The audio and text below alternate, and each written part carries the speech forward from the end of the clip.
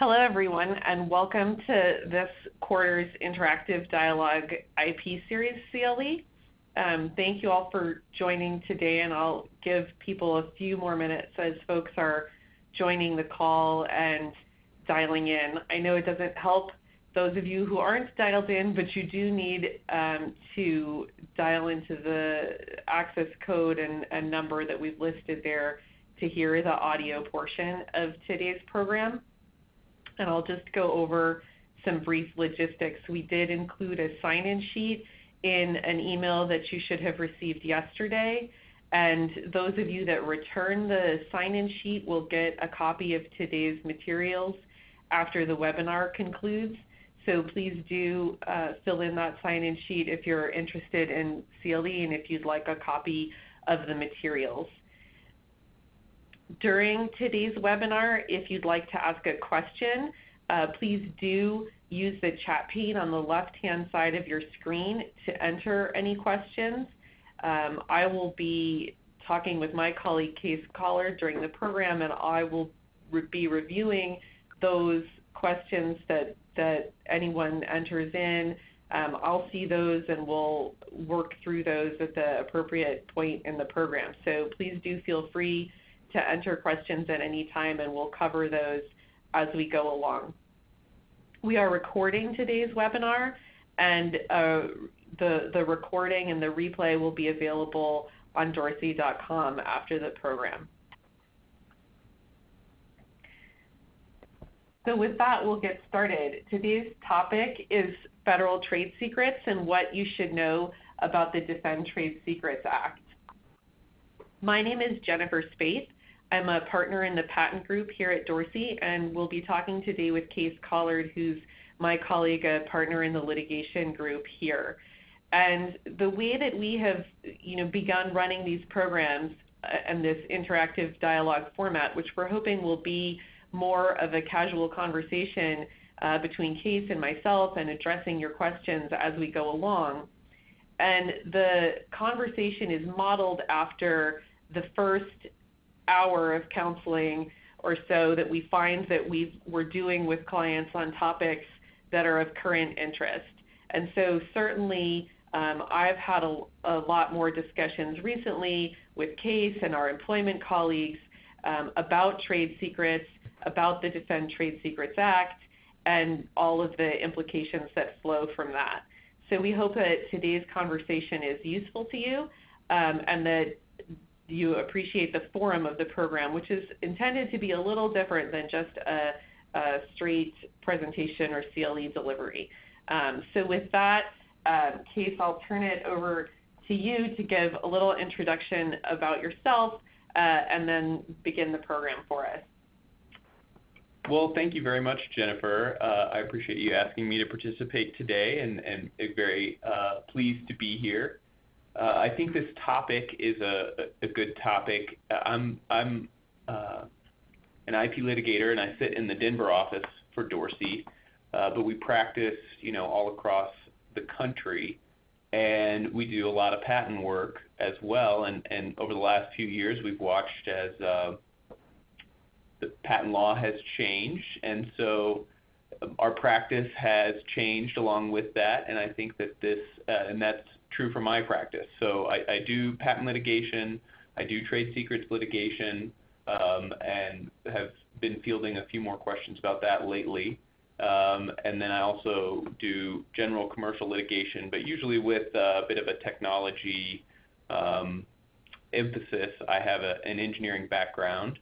In addition to my legal background, I have a computer science degree. But I practice in a wide variety of technologies and areas. Whatever comes down the pike, I am usually pretty interested in a wide variety of technologies, and have certainly practiced in a wide variety of areas. So that's a little bit about me, and I'm happy to get started with the conversation. Great. So let's look a little bit about how we chose this topic. And I know, it's come up in both of our practices, recently, and maybe kind of hit the highlights of our thoughts of talking about this and talking about it now, which is some time has passed since the newness of the act. Well, in legal time, it's still pretty new. It's only a couple months old, and so I think that everyone, there's a quick burst of articles right after the article or the law gets signed. Everybody reading through it and seeing what's in there, and then you start to see a case or two that gets filed under the act, and people start to digest what's in there. And I think we're still in those early stages. And it's a good time for people to be thinking about the implications of business for their businesses and how they need to be perhaps changing some business practices in light of the act. And so hopefully that's what we'll go through today. And I think that's what's timely about this, is that it's so new that there probably are some changes to the business process that are required and should be considered. And now's the time to do it. It's still early on. That's one of the reasons.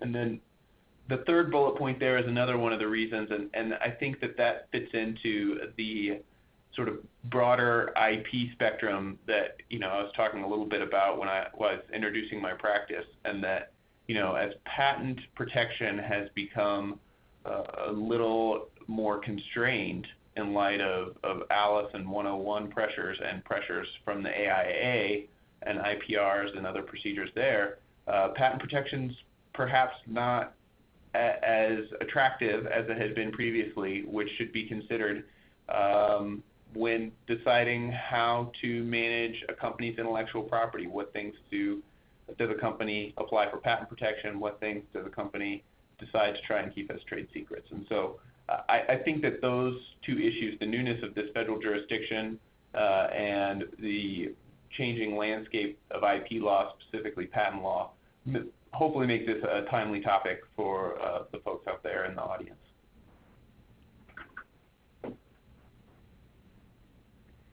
Great. So let's back up and talk a little bit about where trade secrets sit in that IP landscape.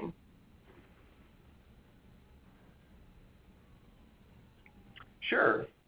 So we put up this diagram, and trade secrets are lonely out there on the side all by themselves. And all the other types of IP get to have this nice overlap showing where there's a little crossover. And I think, that's it's accurate, is what I would say, to show trade secrets out there on the side. But this is sort of after you've made the decision. There are certainly a wide variety of intellectual property that a company could choose to either put into the patent circle or put into the trade secret circle. So there is a choice there. But they are exclusive, and we'll talk a little bit about that in a moment. And so once that decision has been made, with some exceptions, which I think are important, but for the most part, once that decision has been made, whatever the intellectual property is going to either be sort of in the patent circle or the trade secret circle. Trade secrets are often sort of they're not always part of a company's affirmative IP plan. And I think that the passage of the Trade Secret Act is a moment in time to think about how you might advise clients, or if you're in-house, how you might talk with stakeholders about how to make trade secrets a more affirmative part of a company's IP plan. And what I mean by that when I say an affirmative part is, companies usually have a pretty rigid procedure for getting patents or trademarks, copyrights, design patents, all those things where they say, you fill out this invention disclosure, and then we send it to outside counsel, and we log all our patent applications this way.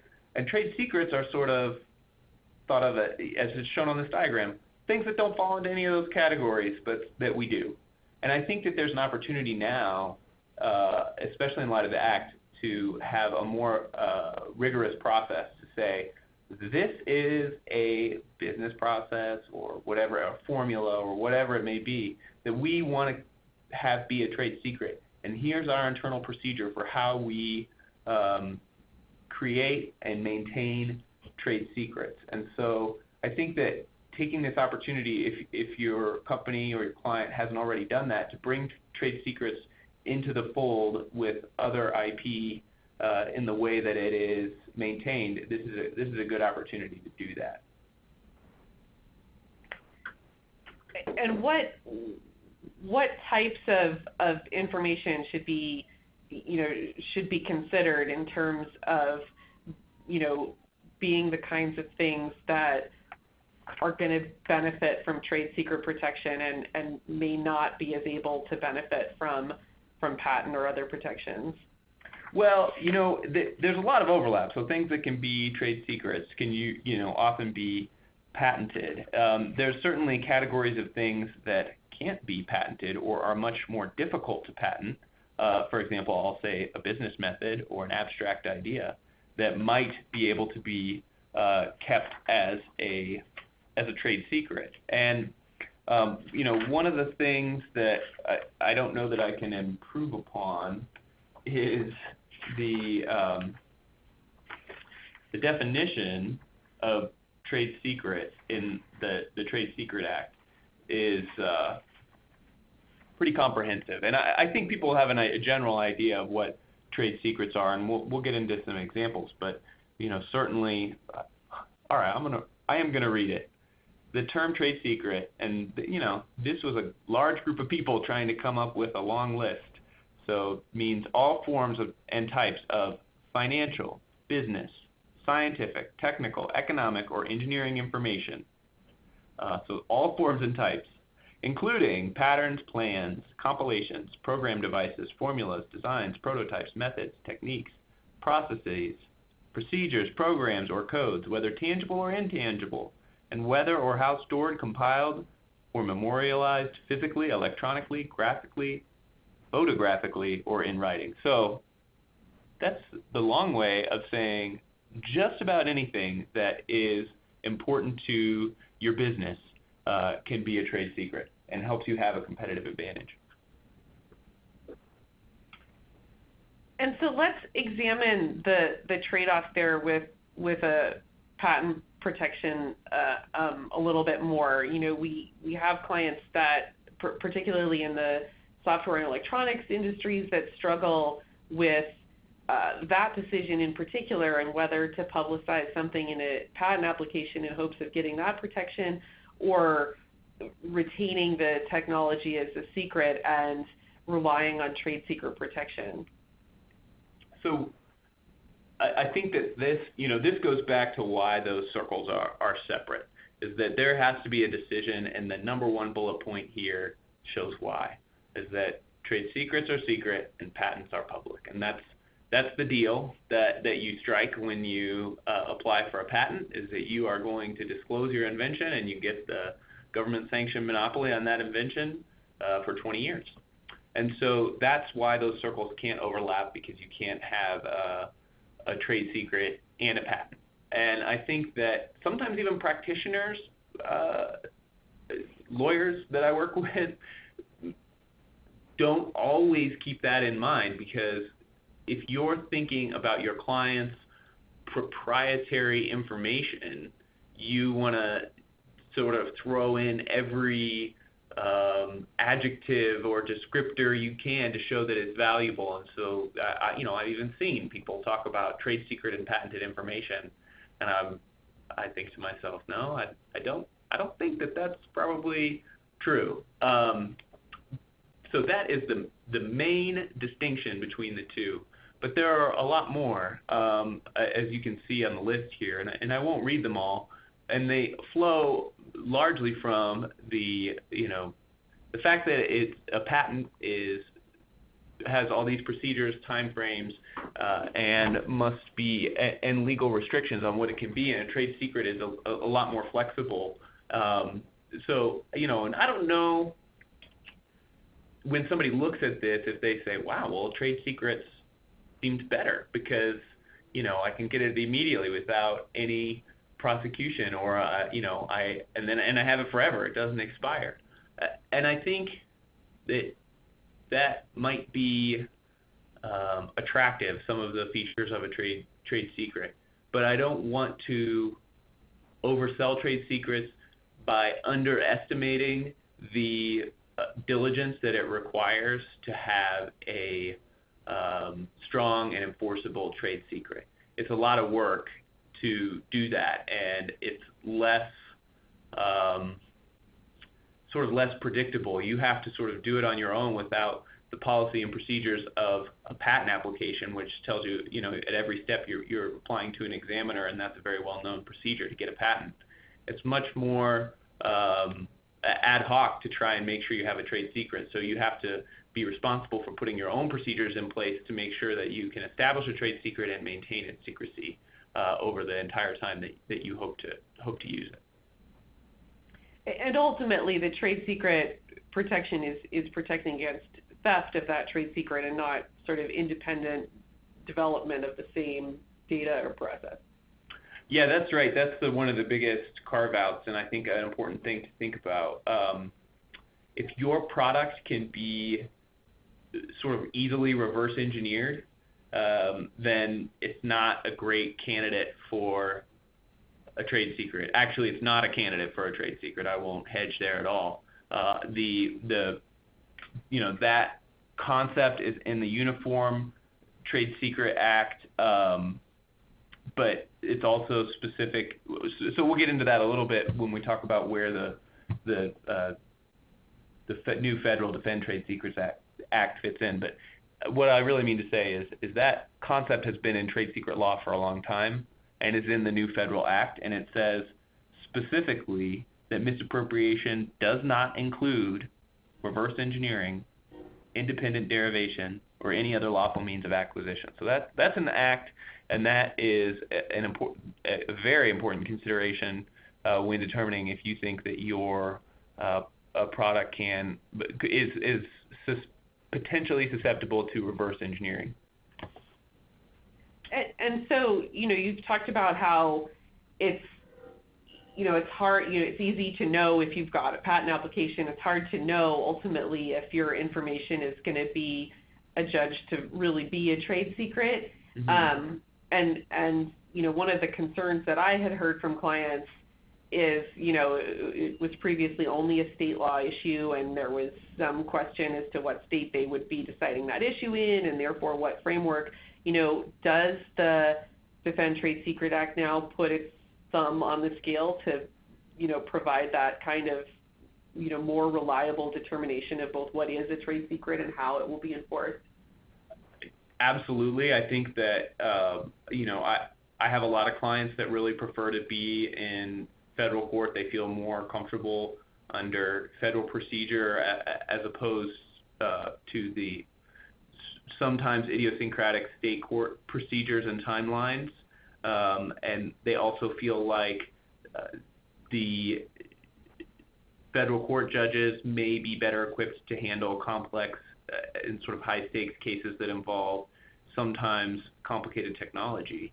And so I think that the predictability of enforcement, especially for companies with wide footprints, is probably one of the biggest selling points, more than anything specific to the act itself. Is that the biggest change here is that you can go to federal court. Always, you can go to federal court on trade secret issues as a subject matter, not just if you have diversity or there were certainly ways to get trade secret cases into federal court before, but you have now you can, and so that may help companies planning. And the other aspect is there's going to be a body of law, federal law, interpreting the Trade Secret Act that's going to likely mirror most of the state law, the law interpreting the state trade secret laws. But that case law is going to also help provide a more predictable environment for enforcement of trade secret misappropriation. Yeah, so let's explore that trade-off with patents a little bit more. like I say, I've certainly heard people struggling to decide, particularly in software industries, whether or not to hold something secret or to apply for patent protection. And so, kind of maybe outline that for us a bit. Well, I don't want to go too far down the rabbit hole on the patent side, but I get an email alert of notable patent decisions, and most days, perhaps not every day, there is a district court striking down a patent, very early stage litigation that under the Alice line of cases in Section 101, which is unpatentable subject matter for folks that aren't patent practitioners. So that's things like abstract ideas or laws of nature. And I think that case law, which sort of was reinvigorated with Alice, there was sort of a line of Supreme Court cases, but it was really Alice that sort of pushed it over the tipping point. I really think has changed patent litigation and enforcement nationwide. I think that there are cases that may have been, winners, cases where the patent holder was going to come away with a significant amount of money that 5 years ago that aren't even being brought today because of Alice considerations. And so that's really changed the landscape. And it's challenging for companies that are applying for patents, with hopes of protecting their intellectual property, to sort of process what the litigation environment is like and say, okay, well, if we get a patent and we do need to enforce against a competitor, are we going to be able to do that? But it's important to try. I think we have to try and factor in this changing law into the way we counsel clients about their IP portfolios. And so Alice has been one significant pressure coming from the courts, and the other came from Congress and the AIA, which implemented a series of new procedures and new ways to challenge patents. And so, both of these are pressures that make it harder to enforce your patent. And, some way that the AIA has been described, and this isn't always the case, but, if you file litigation as a patent holder, it's likely that your patent will be challenged at the patent office, and your litigation will be stayed. You certainly have to account for that possibility. And at the patent office, the patent holder has to, before they get to develop any of their other claims, they essentially have to defeat a trial on the validity of their patent, or win at a trial on the validity of their patent. So it's a potent tool for accused infringers to respond to patent holders, and it's certainly something patent holders have to consider. And both these things together, I think, have made patent holders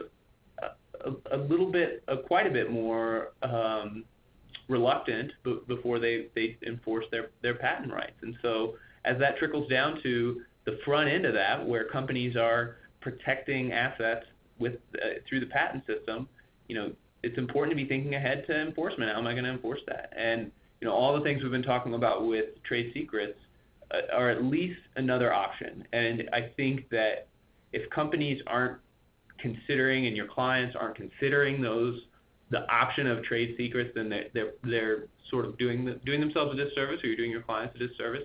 Because even if you choose to go with patent protection, that's fine, that's great. But there are reasons that you may choose to go in a different direction, and you can still have significant protections. And I think now is the time to mention that where there could be some overlap before we get too far away from that Venn diagram while it's still in people's heads. So can I interject that now, Jennifer? Yeah, you can come back to it. Look, we can use the back button. Oh, there we go. So this, I can't remember, maybe you told me this, Jennifer, or another patent practitioner, but I think you told me, Jennifer, if you use non-publication requests in your patent prosecution, if you don't have a patent issue and your patent has never published, then you've maintained secrecy, and perhaps then you can protect that invention as a trade secret. So that's how you can have a foot in both of those circles, is the use of non-publication requests to keep something in the patent process secret. The patent issue is great, you've got a patent. If it doesn't issue, you've paid additional to have it not published and not publicly available. and perhaps then you can still use trade secret protection. So that's one strategy that is available to try and maximize options and keep some of those doors open. Yeah, and we've seen clients use that, only available if you're only looking for patent protection in the U.S., but certainly helps you to hedge your bets between I'd like to file for patent protection, but I'm concerned I'm not going to get it in view of all the questions about eligible subject matter. So I'd like to be able to fall back on trade secret protection if I'm unable to get a patent. And so thinking about, whether you're allowing your patent applications to publish prior to them issuing, has become increasingly important as this, we see increasing challenges to the strength of patents, and at the same time with things like the DTSA now increasing strength of trade secret protection. So it's just in those situations where there's a question or a trade-off, there's things tipping the scale towards trade secrets and away from patent protection in those areas where there's a question as to which would be more appropriate. Well, so I think it's a really good strategy. I like that strategy a lot. Let's remind folks of things that are trade secrets, and then we'll kind of hit the high points of the DTSA itself. Great. So we've got a couple of conventional trade secret examples here. One is a chemical formula, more or less. A recipe is probably a better description. For Coca-Cola, it's absolutely the most famous trade secret example. Every article I read in preparing for this probably introduces trade secrets with a mention to Coca-Cola, so I didn't want to be left out of that. But I think another more modern example is Google's search algorithm, which has led to a lot of success for them and certainly could have been something that Google attempted to patent, but instead I think made a choice to keep that secret, and it was a good decision. And then there are a couple more famous examples that I didn't necessarily know before I started preparing for this, but Listerine and WD-40. Listerine had an interesting issue in that they had to keep paying they licensed the trade secret from the inventor and had to keep paying fees even after the formula for Listerine was discovered, because they didn't put anything in the contract that accounted for that said that they could stop paying it if it was made public. And so the family that originally invented that was able to get fees for Listerine for a long, long time. So Listerine and WD-40. And, the other thing I don't want to overlook, if you're reading trade secret cases, I think sort of one of the number one things or the number one scenarios you see isn't necessarily somebody stealing a secret formula or a computer algorithm. It's a little bit more mundane than that. It's employees leaving to go to a competitor or to start their own shop and taking proprietary information, whether it's customer lists or procedures or whatever it is that the company they're leaving has spent a lot of time developing. They want that so that they can shortcut that at their new job, or if they're doing it on their own. And that's what you really see in a lot of the cases. It's not necessarily somebody stealing away into the night with a secret formula and a briefcase handcuffed to their wrist. It's usually a thumb drive that has a customer list, or they email themselves a list of customers or a list of the sales procedures and follow-ups or something like that. So that's what you see conventionally in trade secret cases. And let's talk a little bit about that case. I know you and I spoke about it the other day. I mean, I think everything is, with respect to that kind of information, everything is so much more complex these days, where you've got salespeople friending clients or connecting with customers on their LinkedIn or Facebook accounts, and stuff is on their personal phone devices that may or may not be owned by the company, and So, how are you seeing that play out in terms of that kind of information that, normally would be rock solid considered a trade secret of the company, but now is getting intermingled with these kinds of social media and personal device concerns? So I think that's an interesting question, and the idea behind it is that basically someone who's a salesperson with a contact list that they developed during their time at a company has that available on LinkedIn because they friend every one of those people. And so if they want to recreate that after they left, they can just go to their LinkedIn page and print out their contacts, and then they've got a list that they developed while they were in-house. What I would say about that is it's another opportunity to make a conscious decision. And so the person that has developed that LinkedIn network that basically mirrors the internal confidential customer list, it's going to be very difficult to, after that person leaves, contend that they, may have to limit their contact or can't use that list because it's publicly available. It's no longer a confidential trade secret. I think that pro members can go and look at everybody, look at contacts of a person's contact list and see that pretty easily. So if the customer list is that important, then you may want to advise your employees not to be friending those people on LinkedIn, or at least consider the trade-offs to say, we will have a lower profile on social media if we don't have all our salespeople friending their contacts or connecting with their contacts on LinkedIn, but we will have a secret customer list and an easier to defend customer list if it ever gets misappropriated. So I think that there's uncertainty in that, and there are trade-offs in that, but it is a consideration that is better, and that's one of the sort of lessons if you take something away.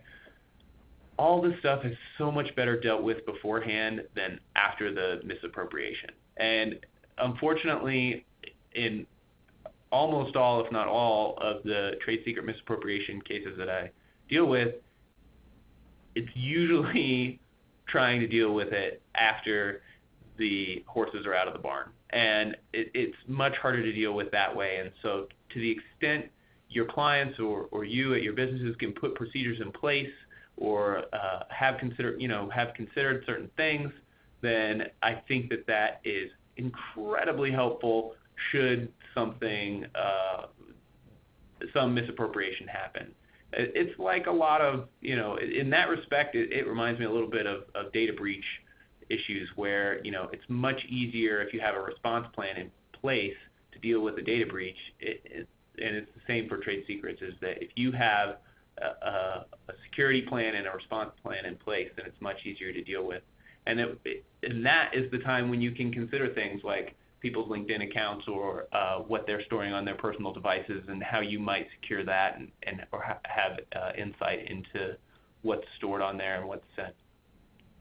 Yeah, and it goes back to that concern, and we had a question too about whether trade secret protection would be applicable to things that could be, reverse engineered. And so, here with this LinkedIn example, even showing that something can be publicly accessed or seen, right, is going to destroy that trade secret. It can, make you unable to establish that as a trade secret. And so certainly taking steps to make sure that you're controlling whatever information it is right. that is going to be subject of the trade secret. Yeah, let's read that and think about LinkedIn with that. So the term misappropriation means acquiring by improper means. The term improper means, and this is from the Federal Act, does not include reverse engineering, independent derivation, or any other lawful means of acquisition. So if the person took the customer list and then tried to say, well, I could have recreated this from my LinkedIn account, that may not be good enough. But if they actually did that and just took their LinkedIn account, I don't think you're going, that is the situation where the horse is out of the barn. They put that out in public. There was no prohibition against it while they were working there, and now they'll be able to access that contact list that they developed in, 10 or 20 years of working at the company. So let's turn to looking at exactly what was in the DTSA and where that's leaving us now? Absolutely. So, the number one thing is the federal jurisdiction and being able to go to federal court. And that really overarches the entire idea of the Defend Trade Secrets Act. It's creating a federal cause of action that allows holders of trade secrets to get into federal court. And that's a huge advantage in and of itself. We've talked about that a little bit. The makeup of the Act itself, the provisions of the Act, are very similar to trade secrets law that we've seen before, in particular the Uniform Trade Secrets Act, which is adopted in 48 states.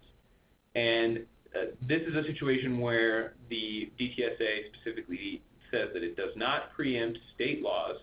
So when you're bringing a claim, it's likely that you will bring a claim under the DTSA and also bring the corresponding state law Trade Secrets Act claim. And most of the provisions, the definition of what a trade secret is, of what misappropriation is, damages provisions, they're all similar to the Uniform Trade Secret Act. Some of the biggest deviations are listed here in the last 3 points. And the first one is this new remedy, seizure of misappropriated trade secrets in extraordinary circumstances. We're going to get into that in a little bit.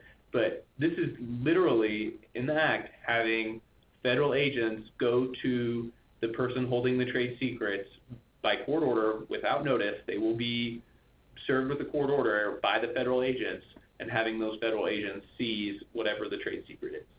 And that is new, to put it mildly. That's not something that we've seen before, and I don't know. I did not find an instance that has been used in the 2+ months since the Act has been in place, but we'll talk a little bit about what that means in circumstances where that might come up. And then whistleblower protections are written into the DTSA, which are certainly in other types of law, but are not always in trade secret laws.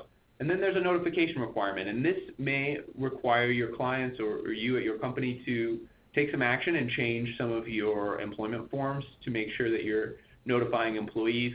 And the penalty, if you fail to provide the proper notification, is that if there's a misappropriation, you don't have the whole menu of remedies in hand. You can't get enhanced damages, you can't get attorney's fees if you didn't provide this notification. So those are some of the bigger changes, and we can delve into those if you want to, Jennifer.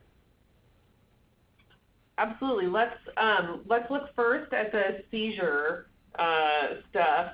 I know people are interested in this kind of new tool, particularly because certainly in situations where I've seen trade secret misappropriation came up, it's highly sensitive and usually in the context of a contentious and emergency employee departure or other fallout. Yes, it's always very, very urgent. So I've been trying to think of some examples of when the seizure order might be used. If anybody listening has an example of that they have had where they would have liked to have been able to use the seizure order or that they can imagine coming up in their business, I'd love to hear that. Please put it in the chat box because it's a very extreme provision. As people that practice in this area know, the federal and state courts have provisions for emergency relief, a temporary restraining order, which can be done without notice, and a preliminary injunction, which can be done on very short notice to provide this sort of relief. And this goes quite a bit further than those types of injunctive relief. And it actually, the Defend Trade Secrets Act specifically says that Rule 65 relief must be inadequate. There are certainly some similar requirements to Rule 65 relief, mainly immediate irreparable harm. But then it goes much, much further. And the main difference is that even with a temporary restraining order, you don't have to have the other party at the temporary restraining order hearing, but you have to try to tell them about it. And the opposite is true with the ex parte seizure order. You are not telling them about it. That is, if you were to even give them wind that this was coming, then there has to be a likelihood that they would, and this is from the Act, would destroy, move, hide, or otherwise make such matter inaccessible to the court. So you have to have and prove to the court and show that I can't even tell them that we want it back or that there's a court order because there is some specific reason to believe that they are standing, holding the papers over the shredder or ready to throw the thumb drive into the ocean or something like that is going to be irreparable, that can't be done. This is the only copy and you can't get it back. And so it's a very extreme order, but it's going to be, if these criteria are met and a court issues it and it is seized without notice by the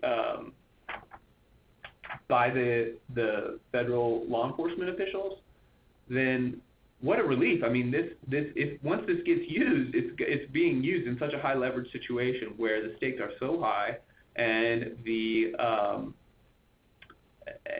damage would be so severe and it's so likely to be erased or destroyed that when this works, then it's going to be a really effective and important tool. And I'm sure it'll be a large relief to whatever entity or person makes use of this to protect something that's really important and has been wrongfully taken. Yeah, I think it is going to be something that's very attractive to people in, very unfortunate situations when these sorts of things occur. Let's look also at the employee provisions and the notice requirement, which is one of those sort of things that people need to be paying attention to now. Yes, certainly. So there's whistleblower protection written into the Act that says that employees are allowed to speak with government officials or attorneys. And the employers have to provide notice of that whistleblower provision. And as I mentioned before on sort of the summary slide, if you don't do that, you don't get exemplary damages or attorney's fees in the case of a misappropriation. So, this whistleblower provision, as I mentioned, is certainly in other types of statutes. But I think that the key here is that make sure that new employment agreements or updated employment agreements have this language in it. And I think that's key. That needs to be in there so that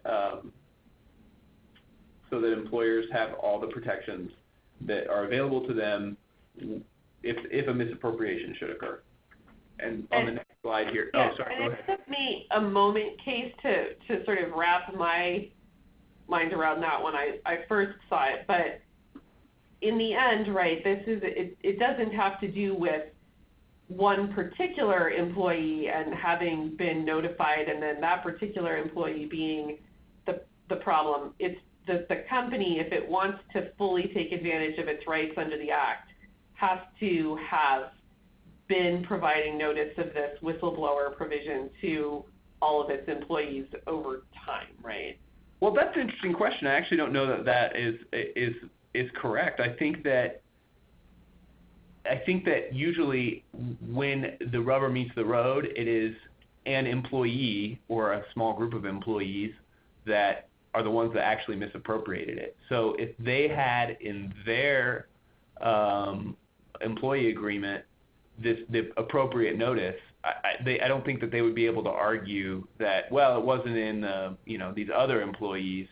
The company didn't adequately provide notice to all their employees of this. So I think that it will be decided on the facts and with the specific thief, misappropriator of the trade secrets, and what was in their agreement will probably sort of carry the day on whether or not those damages are available in that particular action. And so along those lines, we had a question too, a complex question. that I'll summarize here by saying, we're talking here about providing notice to employees and sort of traditionally who you would think of as employees, and we've got some sample language here that might give you something to think about in terms of employee confidentiality agreement or other things. And the question relates to what if you're a service provider working with customers, and is it applicable to be considering notifications of the whistleblower provisions or raising the Defend Trade Secrets Act in other agreements which have confidentiality provisions? So I think what I would do is this is a detail point that should be a part of the larger discussion about trade secret management. And I'll make the point now so we don't run out of time on this, because I was talking before about how companies have rigorous procedures for patents. Companies should have rigorous procedures for trade secrets. And so if you are disclosing trade secrets to contractors or suppliers or contract manufacturers or whomever, because they need to know that, then the inclusion of the whistleblower procedure should be mirror the disclosure of trade secrets. So if you're disclosing trade secrets or letting employees access trade secrets, then they need to get the whistleblower provision. And the same for a third party. And I think that this goes to, as part of that procedure, to properly maintain a trade secret, you need to be asking, what is the right circle for disclosure of this trade secret?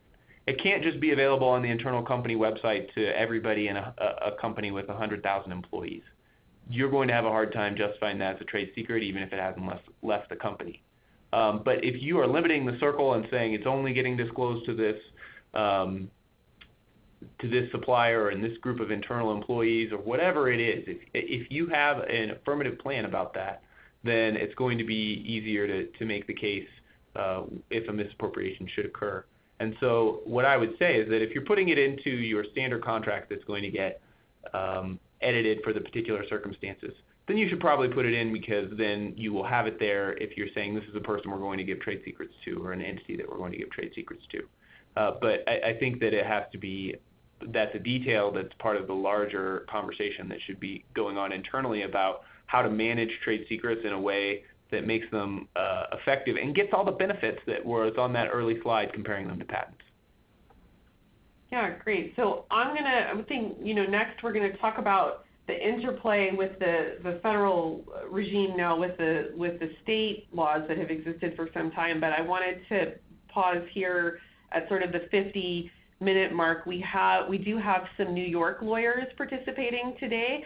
And so to comply with New York CLE rules, I do have a New York verification code for the program that I'm going to read now, so the New York lawyers might want to pick up their pencils or whatever it is.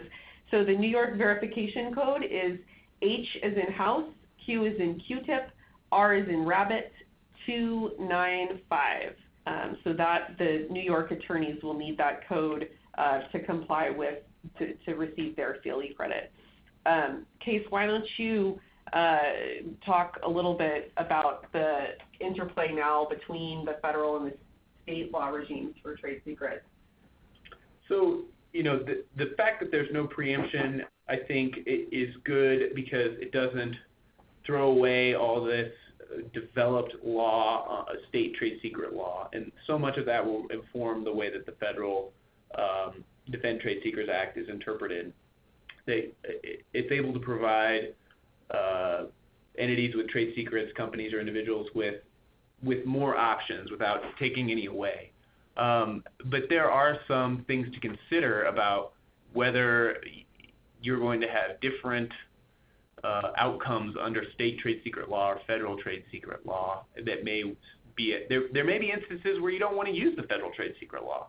Maybe the state trade secret law is very helpful. You want to be in state court. Your understanding is that state goes quickly, and there are things that you like about the state court trade secret law. And I'll just give a couple examples. That some states preempt other causes of action. The Federal Act does not, and so that may be something that you want to consider. And then there are trade secret doctrines, in particular this inevitable disclosure doctrine, that basically says if an employee leaves and they have trade secrets in their head because they've been working there for a long time and they go to their new job and that new job is so similar to their old job that there's no way that they can do that job without disclosing trade secrets, then maybe they can't do that job. And that is a doctrine that has developed in some of the state trade secret law, but is not recognized in federal trade secret law. It specifically says that the court may not grant an injunction to prevent a person from entering into an employment relationship, and that conditions placed on such employment shall be based on evidence of threatened misappropriation and not merely on the information the person knows. So to try and decipher that is basically if they stole the PowerPoint and are going to use it, then you can put conditions, this is the language of the Act, on that employment. Perhaps they can't work in product development until the case is decided. They have to, do other job duties. But if they didn't actually take any information and they just have product development information in their head, then you cannot, under the Federal Act, limit them from working in the product development space of the competitor. So that's something to consider about the interplay with state trade secret acts. So I think we should talk a little bit about best practices before we run out of time. Yeah, one more. I just had one question. Can you pursue federal and state causes of action together? Yes, absolutely you can. And I think that this is a situation where sometimes you would be able to bring a trade secret case in federal court if there was diversity between the parties and get into federal court that way. Now you can definitely get into federal court based on the Defend Trade Secrets Act, but you can also bring your, California state law claim in alongside the case in federal court. It's what happened, and there's only been a few cases filed so far. One of them was filed by Henry Schein under the new Defend Trade Secrets Act in June, and it does exactly that. It has a Defend Trade Secrets Act claim, and it has a California Uniform Trade Secrets Act claim, both in the same case. And we've had one other question in the interim about the relative success rate of trade secret infringement cases,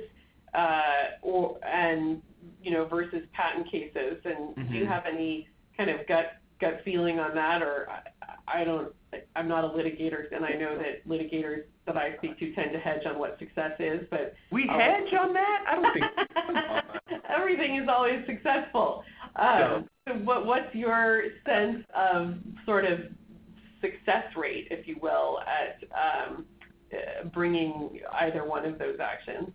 So everybody knows that most of these things settle and let everyone say, oh yeah, this was a great settlement for us, it was very successful. And rarely do these cases go to trial, both trade secret and patent cases. One of the things that often happens in a trade secret case, and has happened in cases I'm involved in very frequently, is that there's either an agreement between the parties to turn things over in the beginning so that there's no continued misappropriation or to put things on ice, or the court decides a preliminary injunction and then the case sort of settles after that happens. And so it's possible that these cases go on a while, but usually trade secret cases get decided very fast, and it's part of what you were describing about it always being a large emergency when they arise. In patent cases, while they often settle, they certainly are much longer term and not usually so urgent right at the outset. There are fewer injunctive relief patent cases filed after eBay. So as a comparison, I think that frequently a company that has a trade secret misappropriated gets some level of success, usually pretty early on. Because by bringing the action and shining the spotlight on it, that person cannot sort of freely integrate that information anymore into their new job. is a way that often comes up, is that it sort of puts things on ice and offers some relief. And so it's a little bit apples and oranges to say, is trade secret more successful than patent? I think that getting some relief probably happens earlier and more frequently in trade secret cases than it does in patent cases. So I advanced a slide a bit just so that everyone saw everything before the end of the time, but kind of by way of wrap up, what are your recommendations in terms of, most critical trade secret best practices moving forward? So really it is to put whatever sit down either with your internal team or your outside counsel and put together a plan. What might we want trade secret protection on, and let's do this ahead of time. Because one of the easiest ways to defeat a trade secret is to show that it was whatever the information was being treated carelessly up until the time it got taken. And so trying to put those procedures in place after the fact is not ideal. And so that's the number one takeaway is, to try to get those procedures in place. Make sure your agreements are up to date with not only this language, but any other language you want about how your trade secrets are going to be handled. I think that, and then the other thing is having a plan for what happens when a misappropriation takes place. This slide is about candidates for trade secret protection. I read the description before. It can be almost anything. And we put, can it be reverse engineered as one of the points on here. And people have certainly tried to reverse engineer some of these products, but with varying levels of success. But it can be almost anything, so consider carefully what IP your company or your clients have that is a good candidate, and strongly consider taking that route when protecting IP, because there are some distinct advantages, especially now that there is more reliable enforcement in the federal courts. Great. Well, thanks, Case, for taking us through all that today. Back to a little logistical information. If you're looking for CLE credit, you will want to complete the sign-in sheet that was sent yesterday and return it to Michelle Hubble with the address that you see there, or was also included in email sent yesterday. We will be sending CLE certificates to those who we receive forms from, and we will also be providing a copy of these materials to those who return the form. So that's a way to get a copy of the materials. We will have the audio recording of the program available on Dorsey's website after a few days' time, so you can get access to it there as well. Looking forward, the next IP series interactive dialogue will be covering IP in Europe. We're going to look at challenges posed by Brexit and other European, uniquely European issues involving IP, and I'll be speaking with Ron Moscona, a colleague of mine in London who has a tech commerce practice. So we certainly expect that to be an interesting discussion as well, and that will happen in the fall next quarter. Thank you all for attending today. Case and my information is also here, should you want to contact either of us and discuss anything further. Thank you all for your time. Thanks, Jennifer. Yep. Bye-bye.